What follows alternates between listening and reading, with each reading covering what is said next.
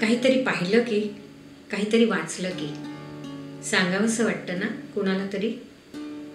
असंच वाटलं, असंच काहीसं वाचनात आलं आणि कुणाला तरी सांगावंसं वाटलं म्हणून सांगावंसं वाटलं म्हणून.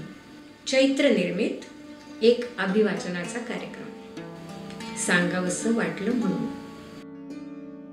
हा कार्यक्रम जेव्हा आम्ही करायला घेतला तेव्हा लोकांचं वाचन वेळ वृद्धिंगत व्हावं, तुम्हाला आम्हाला चांगल्या चांगल्या पुस्तकांची ओळख व्हावी आणि खरं तर कितीतरी सुंदर सुंदर रत्नासारखी पुस्तकं आपल्या साहित्यामध्ये आहेत ती सर्वांना कळावी, हा एकच उद्देश होता. हा वाचनाचा छंद आम्हाला तुमच्या जवळ घेऊन आलाय. कितीतरी सुंदर, चमत्कारिक, अद्भुत, खूप प्रेरणा देणारी अशी पुस्तकं वाचली.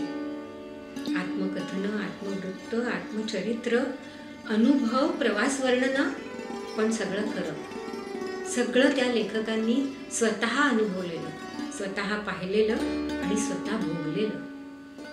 सुरुवातीला आम्ही पुस्तकं जेव्हा निवडली तेव्हा असं एक सूत्र नव्हतं आमच्यासमोर. आम्हाला फक्त त्या पुस्तकाचा परिणाम आमच्यावर किती झाला आहे, आम्हाला किती ते आवडलं आहे आणि आम्ही त्याच्यातनं काय दाखवू शकतो हा विचार आम्ही केला. त्याच्यामध्ये आशा अपराध ह्या बाईंनी भोगलं जे दुःख त्याला असं एक पुस्तक लिहिलं आहे, जी आत्मकथा आहे.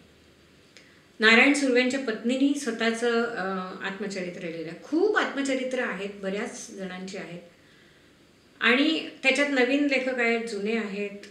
विजय तेंडुलकरांसारख्या सिद्धहस्त लेखकांनी काही अनुभव लिहिलेत आणि ते मर्मभेदक अनुभव आहेत, इतके सुंदर आहेत आणि ते तेंडुलकरांच्या शब्दात ऐकणं म्हणजे एक पर्वणी असते. जेलच्या आवारात बरेच टोल पडतात, विरतात. स्वप्नात एकच, मुळात काय घडलं असेल?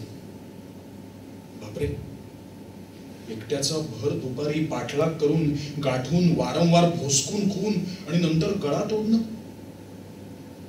कसं भुसकलं असेल? तो ओरडला असणार, बेंबटलाच असणार, पण ऐकायला कोण? हेच दोघं राक्षस. रक्तच रक्त मिटल्या डोळ्यांपुढे पसरतं. इस्टमन कलर रक्त.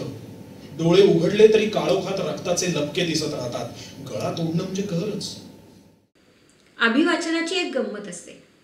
तुम्ही वाचता पण त्याच्याबरोबर वाचिक अभिनय करता, जो तुम्हाला डोळ्यासमोर ती पात्र, ते प्रसंग जिवंत करून देतो. शेवटी एक फाटक्या जोड लावलेल्या पातळातली म्हातारी खोकत खोकत आली. तशी एक जण म्हणाला, हो डॉक्टर साहेब, या म्हातारीला जरा दुरुस्त करा की.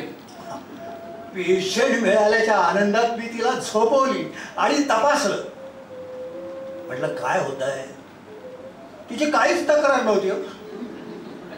शेवटी मी अशक्तपणा आहे असं सांगितलं.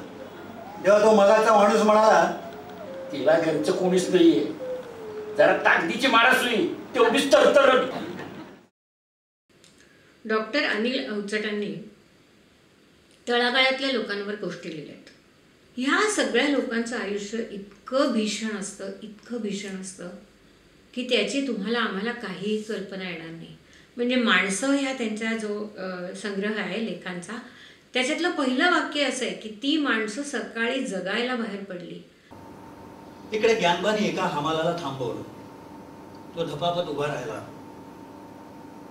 त्याचे तळहात मला दाखवले.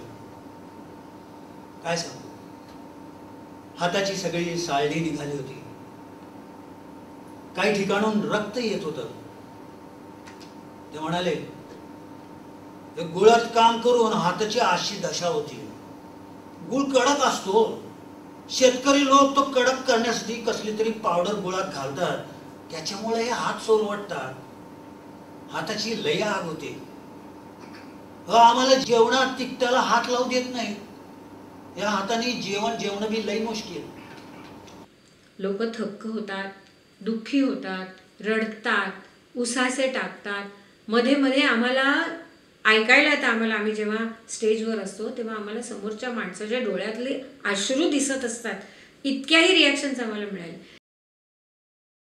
आमचा मूळ जो ग्रुप होता त्याच्यात चंद्रकांत मेंदळे ज्यांनी हे सगळं दिग्दर्शित केलं आहे, मी प्रज्ञा भाटवडेकर याचं निवेदन लिहिते.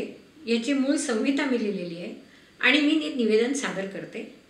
प्रकाश भाटवडेकर जे ह्या कार्यक्रमाची प्रकाश योजना आणि नेपथ्य रंगमंच व्यवस्था सांभाळतात आणि विश्वास महाशब्दे जो एक कलाकार आहे, आर्टिस्ट आहे, तो दृकश्राव्य माध्यमाचं सगळं नियोजन करतो.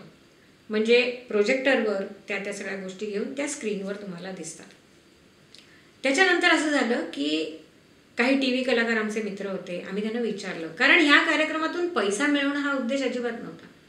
मग आम्ही त्यांना असं विचारलं की तुमच्या खूप व्यस्त शेड्यूलमधून तुम्ही आम्हाला किती वेळ देऊ शकता. मग अक्षय पेंडसे, दीपक करंजीकर, मिलिंद फाटक, आशा शेलार, लतिका सावंत ह्या सगळ्या लोकांनी अत्यंत उत्स्फूर्तपणे आम्हाला साथ दिली. आजही चालू आहेत. आजही या कार्यक्रमाचे आमचे जवळजवळ 30-40 प्रयोग झालेत.